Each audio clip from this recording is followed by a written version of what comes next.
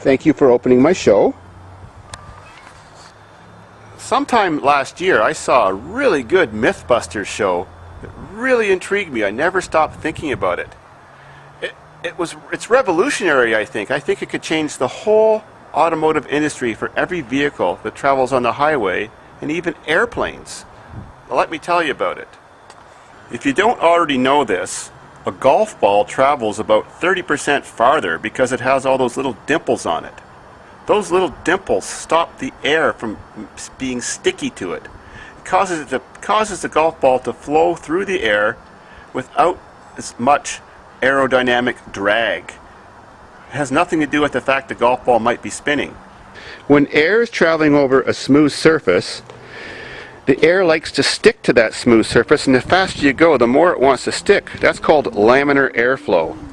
If this were like a golf ball, or you took a hammer to the hood and put all kinds of shallow cup-shaped dents into it, then tiny vortices form in those dents as the air is passing across, and it causes the air not to have that laminar sticky flow, so the air flows over much easier. Less aerodynamic drag. Well, on Mythbusters, they got a 96 Taurus, one of those rounded body ones with the ugly rounded head, like oval headlights, and they coated the whole car with an inch thick of just modeling type clay and carved out a few hundred dimples in it, just like golf ball dimples, shallow dimples. And they tested it before and after, with and without the dimples and with and without the clay. Well, traveling with that vehicle at about 65 miles per hour, or about 107 or 8 kilometers per hour, that Taurus got 11.4% better fuel economy consistently on the same distance of road they tested it on, and it was even heavier than the car used to be with 600 pounds of clay on it. That's astounding. Such a simple modification, if it was pressed out on vehicles from the factory, could give you over 11% improvement in fuel economy. Imagine if they did that along the whole fuselage of an airplane. Or the panels on a great big transport truck, which is a large surface area, were all dimpled like a golf ball too. Imagine if someone got an 18-wheeler box, 53 foot long, and put all those dimples like Mythbusters did in it.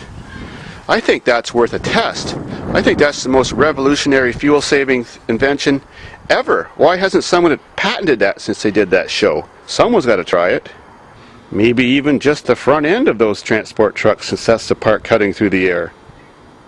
So many of those vehicles, like stock cars, professional stock cars that do circle track racing, imagine their fuel savings and less pit stops, and how much faster they could go if they had dimples all over their custom-made bodies. I'm wondering if a simple device could be made that could be fired from using the shell from a nail gun. Those shells have no bullet in them or anything, but they have a little bit of gun cotton or gunpowder, if you want to call it that.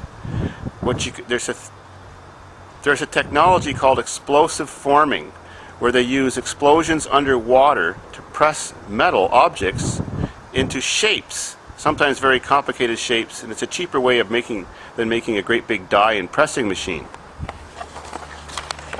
Well, you could have like a cylinder that has like a suction cup around it. You could have water in that cylinder, and in the back end of this cylinder you have just a little hammer, like a trigger, that would hit one of those bullet shells. It's like a bullet shell anyways, and that explosion from that could just put that little cup-shaped dimple into the car or any kind of body.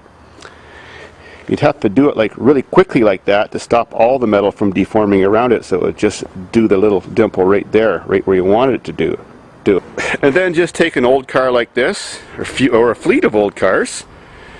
It probably wouldn't even break the paint, and drive for a few months and do some serious real-world testing. We may be onto something. Thanks, Mythbusters.